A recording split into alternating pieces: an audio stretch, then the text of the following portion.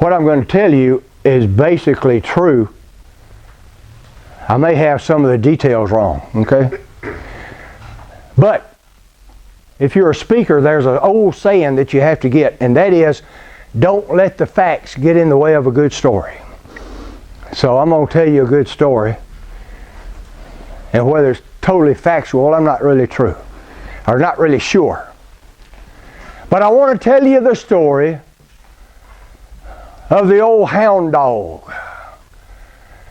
Hound dogs are incredible beings. They have noses. I don't know if any of you in here can smell good, but a hound dog can smell better than almost anything, maybe anything on planet Earth. I read that a human nose has 6 million receptors. And you might think that's a lot.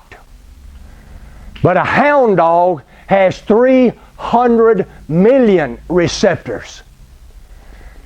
In fact, what I read, they said if you could make it sight instead of smelling, that what a regular person can see, if a dog's sight was as good as his smell, he could see all the way from here to the Pacific Ocean. And that's a long, long way. And so his sense of smell is incredible. You will never be able to even think about how well they can smell. But even though a dog has an incredible ability to smell, to be a good hunting dog, they have to be trained.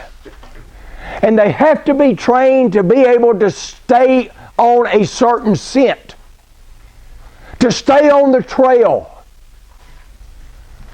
My wife's father used to train hunting dogs. And it takes a certain type of dog and it takes a certain type of man that can train dogs, because it takes a lot of patience. Because you have to train that dog that can smell everything to disregard a lot of things and focus in on that one thing that he's trailing.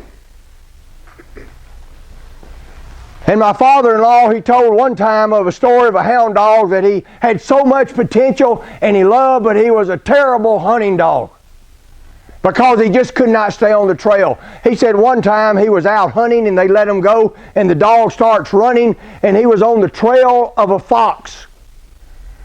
And he was out fox hunting and he was following on foot. And that dog followed that fox for about 2 miles, but then the trail crossed with the trail of a raccoon. And that dog got off the trail of the fox and went on the trail of the raccoon. And he followed the raccoon for about 1 mile. And then he crossed trails with a skunk. And he got off the trail of a raccoon and started following a skunk. And he followed the skunk for about 1 mile. And then he got on a trail of a muskrat. And my father-in-law said by the time he caught up with the dog, he was sniffing down a rat hole. And the point is this: don't live your life sniffing down a rat hole. Learn to stay on the trail.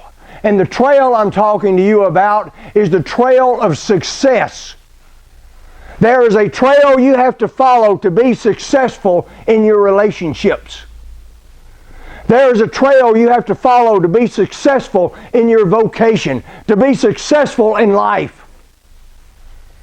And there will literally be hundreds of distractions that as you go through life, you can be distracted by this over here or that over here.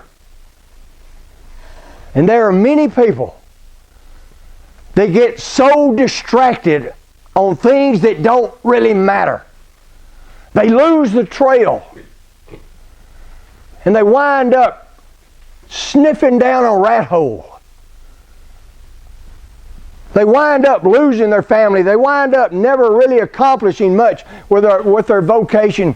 Then they wind up never being successful because they have trained and learned to live their life majoring on minors. People, don't live your life majoring on minor things.